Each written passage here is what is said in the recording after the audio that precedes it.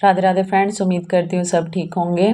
तो यह होली अष्टमी से पहले वाला दिन और मैं लगा रही हूँ मेहंदी। एक हाथ पे मैं एक दिन पहले लगा चुकी थी, यानी कि ट्यूसडे को। वेडनेसडे को मैं इस हाथ पे लगा रही हूँ।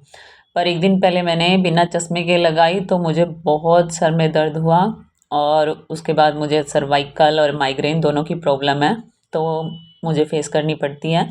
इसलिए आज मैं स्पेक्स लगा के, इनके चश्मे लगा के मेहंदी लगा रही हूँ ताकि ये प्रॉब्लम ना हो और कल मेरा अच्छे से फास्ट हो जाए।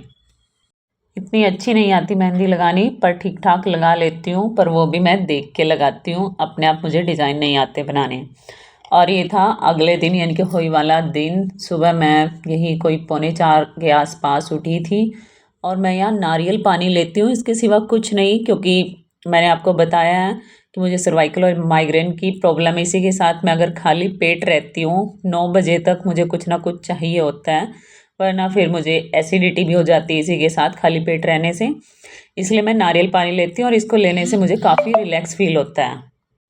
और मैं ये पिछले 2-3 सालों से ले रही हूँ नारियल पानी, इसके सिवा मैं कुछ नहीं लेती और मेरा अच्छे से फास्ट हुआ था। मुझे कोई एसिडिटी वगैरह कुछ नहीं हुआ, ना ही सर में दर्द हुआ।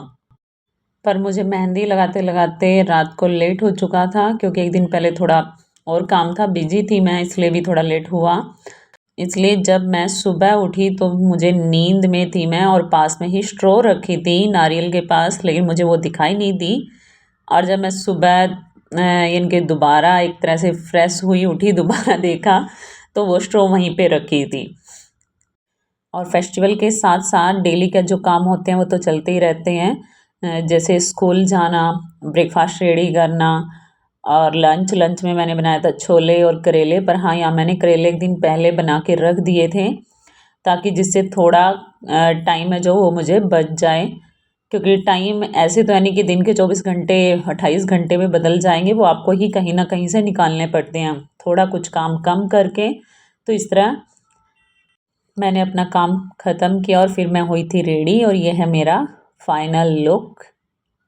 जैसे मुझे वाइन कलर जो ड्रेस लेके आई थी मैं 2, उनमें से वाइन कलर ज़्यादा पसंद था, पर मैंने जब ये पहना ये भी काफ़ी अच्छा है। पर हाँ, इसमें ये प्रॉब्लम थी कि इसकी जो फिटिंग थी वो इतनी अच्छी नहीं हुई थी, ये मुझे काफ़ी खुला था।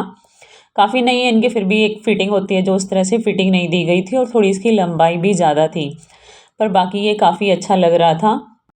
और इसका दुपट्टा दुपट्टा मुझे काफ़ी अच्छा लगा, हल्का फुल्का सा था देखने में, लेकिन अगर वैसे देखें, जब यानी कि मैं इसको ले रही थी तो हल्का सा फील हो रहा था, ये नहीं लग रहा था कि कोई हैवी दुपट्टा है, पर देखने में ये हैवी लग रहा था।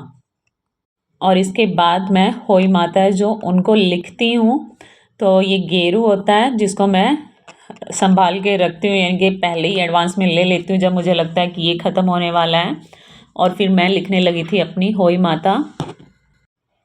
जिस तरह से मुझे बनानी आती है मैं उस तरह से बना लेती हूँ, क्योंकि शादी से पहले मैंने इस तरह नहीं बनाई थी होई माता, लेकिन शादी के बाद मैंने पिक्चर्स ही मंगवाई थी कि कैसे लिखते हैं, मुझे आइडिया नहीं था, तो मैं इस तरह वो पिक्चर अपने पास रख लेती हूँ और उसको देख देख के मैं इसको बना लेती हूँ।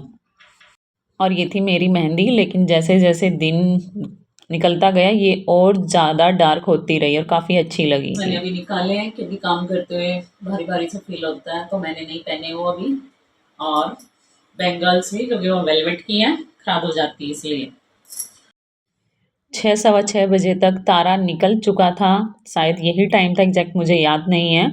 और उस टाइम तक मेरा खाना वगैरह सब कुछ बन चुका था, हलवा पूरी सब्जी वगैरह सब मैंने रेडी कर ली थी। और फिर पूजा की बायना निकाला। वीडियो के लास्ट में पूजा के टाइम जो मैं दुपट्टा यूज़ कर रही हूँ वो मेरा शादी वाला नहीं है, वो मुझे आंटी ने दिया था, लुधियाना में मैं रहती थी तब। वो ऑनर थे, लेकिन उनको देख के लगता ही नहीं था वो ऑनर हैं, वो एक फैमिली की तरह हमारे साथ रहते थे। और जब हनीस के टाइम पे उन्होंने मेरी एक माँ की तरह केयर की और मन्नत मांगी, और जब मेरा बेटा 2 साल का हो गया था तो वो मन्नत भी उन्होंने पूरी कराई।